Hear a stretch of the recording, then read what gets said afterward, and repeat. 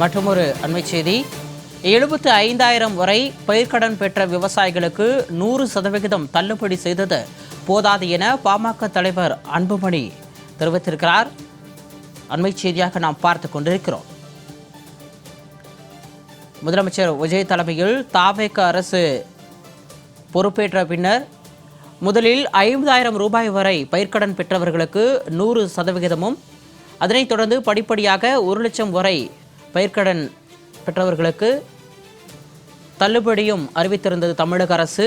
அதனை எதிர்த்து சிறு குறு விவசாயிகள் பல்வேறு கட்ட போராட்டங்களை நடத்திய நிலையில் தற்பொழுது உச்சவரம்பை 75,000 உயர்த்தி 75,000 வரை பயிர்க்கடன் பெற்ற விவசாயிகளுக்கு 100% தள்ளுபடி செய்வதாக தமிழக அரசு அறிவித்திருக்கக்கூடிய நிலையில் இது போதாது என பாமக தலைவர் அன்புமணி தற்பொழுது கருத்து தெரிவித்திருக்கிறார்.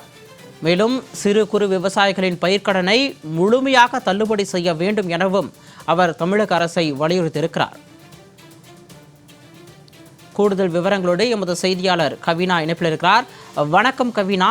ஏற்கனவே தமிழக அரசு சிறு குறு விவசாயிகளுக்கு 50,000 வரை பயிர்க்கடன் தள்ளுபடி அறிவித்திருந்த நிலையில் தற்பொழுது அதனை 75,000 உயர்த்தியிருக்கக்கூடிய நிலையில் இது போதாது என பாமக தலைவர் தெரிவித்திருக்கிறார். அவர் குறிப்பிட்டுள்ள முக்கியமான விஷயங்கள் என விரிவான விவரம். வணக்கம். தமிழகத்தின் முதலமைச்சர் விஜய் அவர்கள் சற்று முன்பு கூட்டுறவு வங்கிகளில் கடன் பெற்ற விவசாயிகளுக்காக முக்கியமான அறிவிப்பு ஒன்றை வெளியிட்டிருந்தார். அந்த அறிவிப்பில் அவர் கூறியிருந்ததாவது, கூட்டுறவு வங்கிகளில் அதாவது கடந்த ஆண்டு 1/5/2025 28/2/2026 வரை, அதாவது 10 மாதங்களுக்குள்ளாக ரூபாய் 75,000 வரை கடன் பெற்ற விவசாயிகளுக்கு 100%, அதாவது முழு தொகையும் தள்ளுபடி செய்வதாகவும், 75,000 ரூபாய்க்கு மேல் கடன் பெற்றவர்களுக்கு 35,000 ரூபாய் வரை தள்ளுபடி செய்யப்படுவதாகவும் சற்று முன்பு அறிவிப்பு ஒன்றை வெளியிட்டிருந்தார்.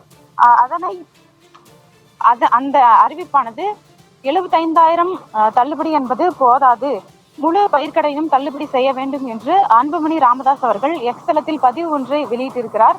அந்த பதிவில் அவர் கூறியிருப்பதாவது, தமிழ்நாட்டில் கூட்டுறவு சங்கங்கள் மூலம் சிறு மற்றும் குறு விவசாயிகள் வாங்கிய பயிர்க்கடன்களில் அதிகபட்சமாக 50,000 வரை தள்ளுபடி செய்யப்படும் என்று ஏற்கனவே தமிழக அரசு அறிவித்திருந்த நிலையில் இப்போது கடன் தள்ளுபடி தொகையை ரூபாய் 75,000 வரை உயர்த்தி முதலமைச்சர் ஜோசப் விஜய் ஆணையிட்டிருக்கிறார் எனவும், இந்த அறிவிப்பு உழவர்களின் கடன் சுமையை போக்குவதற்கு போதுமானதாக இல்லை என்றும் அவர் கூறியிருக்கிறார். அது மட்டுமல்லாமல் தமிழ்நாடு அரசு இன்று வெளியிட்டுள்ள அறிவிப்பில் ரூபாய் 75,000 வரை கடன் வாங்கிய சிறு குறு மற்றும் பெரு விவசாயிகள் உள்ளிட்ட அனைத்து விவசாயிகளின் கடன் முழுவதுமாக தள்ளுபடி செய்யப்படும் என்றும், அதற்கு கூடுதலாக வாங்கிய விவசாயிகளின் கடனில் 35,000 வரை தள்ளுபடி செய்யப்படும் என்றும் தெரிவிக்கப்பட்டுள்ளது என்றும் அவர் கூறியிருக்கிறார்.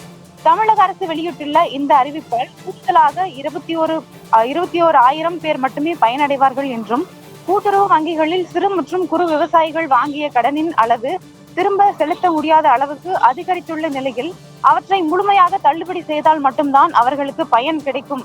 அதை விடுத்து 6.22 லட்சம் பேருக்கு மட்டுமே முழுமையாக கடனை தள்ளுபடி செய்துவிட்டு மீதமுள்ள 8.21 லட்சம் விவசாயிகளுக்கு வெறும் 35,000 மட்டும் கடன் தள்ளுபடி செய்வது நியாயமல்ல என்றும் அவர் கூறியிருக்கிறார்.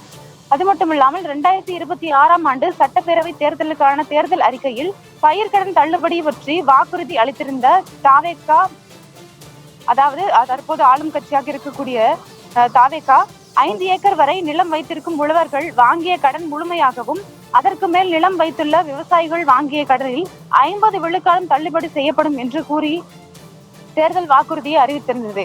அதை நிறைவேற்றுவதுதான் அறமாக இருக்கும் என்று அவர் வலியுறுத்தி கூறியிருக்கிறார். அது மட்டுமில்லாமல் இந்திய ரிசர்வ் வங்கி, நபார்ட் வங்கி ஆகியவற்றின் விதிகளை காரணம் காட்டி உழவர்களின் பயிர்க்கடனை தள்ளுபடி செய்ய மறுப்பது நியாயமல்ல என்றும், கடந்த மே 25 வெளியிடப்பட்ட அறிவிப்பில் ரூபாய் 2,044 கோடி அளவுக்கு மட்டுமே கடன் தள்ளுபடி செய்யப்பட்ட நிலையில் இப்போது அதன் அளவு ரூபாய் 5,932 கோடியாக அதிகரித்திருக்கிறது. கடன் தள்ளுபடியை இந்த அளவுக்கு உயர்த்த அனுமதிக்கும் விதிகளும் நிதிநிலையும் குறைந்தபட்சம் சிறு மற்றும் குறு விவசாயிகளின் கடனையாவது முழுமையாக தள்ளுபடி செய்ய அனுமதிக்காதா? மனம் இருந்தால் மார்க்கம் ஒன்று என்றும் அவர் கூறியிருக்கிறார்.